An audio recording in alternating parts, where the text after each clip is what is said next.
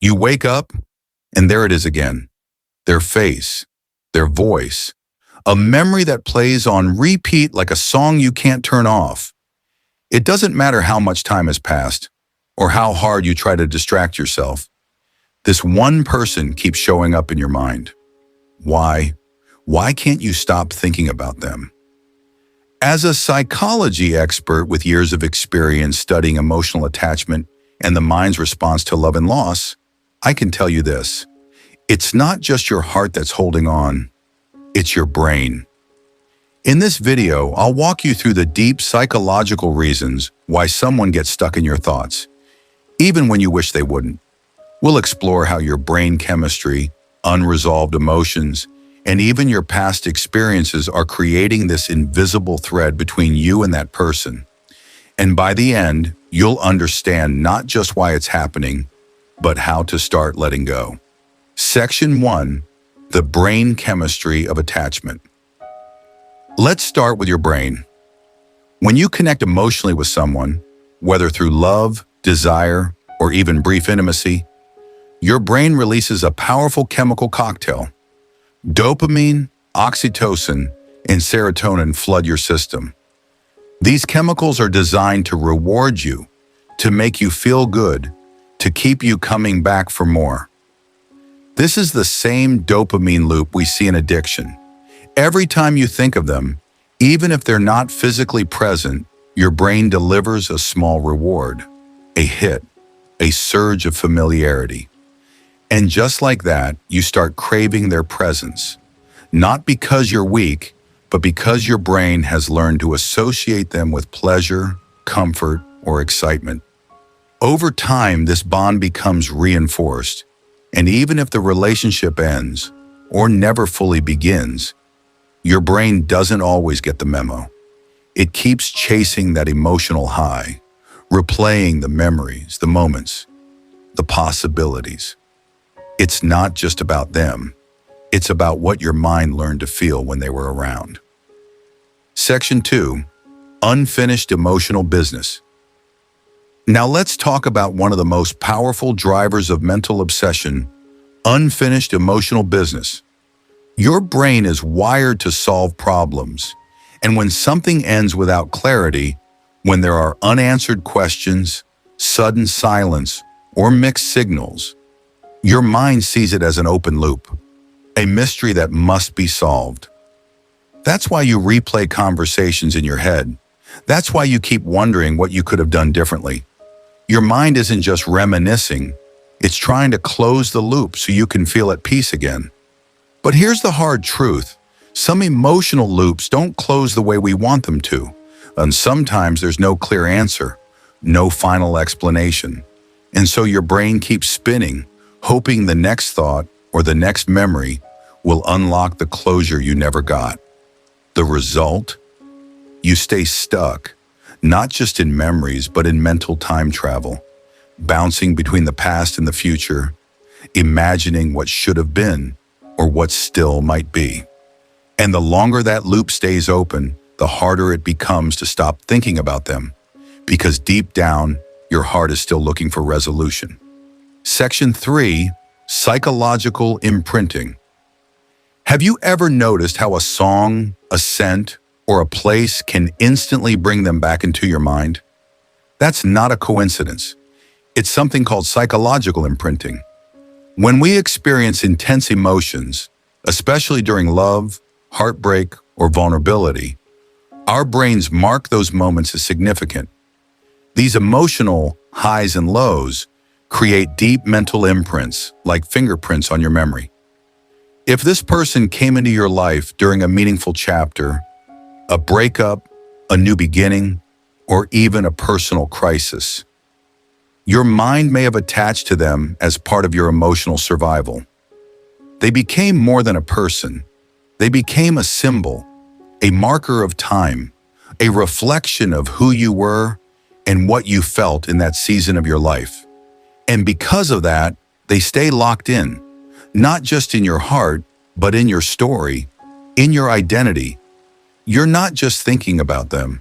You're revisiting the version of you that existed when they were there. That's why letting go can feel like losing a part of yourself. Section 4. Projection and idealization. Here's something most people don't realize. Sometimes the person you can't stop thinking about isn't really them anymore. It's the version of them your mind has created. In psychology, this is called projection. You're not just remembering who they were, you're filling in the blanks with who you hope they were. You idealize them, exaggerate their best qualities, and forget the flaws that once bothered you. Your brain builds a story, and in that story, they become perfect, safe, comforting, everything you needed, whether they ever truly were or not. This mental version becomes harder to let go than the real person ever was, because you're no longer chasing them, you're chasing the potential you once saw in them.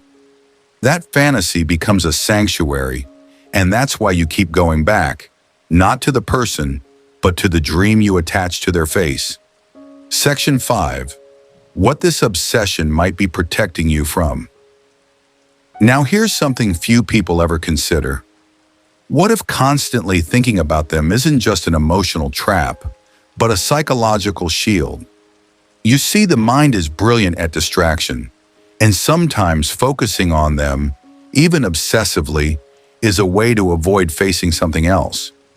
Pain, loneliness, the grief of what you've lost, or even the uncertainty of who you are without them. It can feel safer to hold on to their memory than to face the emptiness they left behind. The thought of truly letting go might scare you more than you realize, because it means stepping into the unknown, healing, rebuilding, and that can feel overwhelming. So your mind clings to what's familiar, even if it hurts. But here's the truth. You're not really stuck on them. You're stuck in the emotional space they used to fill. And once you understand what that space truly represents, you can begin to heal it from the inside out. Section 6. What you can do to break free. So, how do you stop thinking about someone who's embedded so deeply in your heart and mind? First, recognize this truth. You're not trying to forget them. You're trying to free yourself from the emotional weight they carry in your life.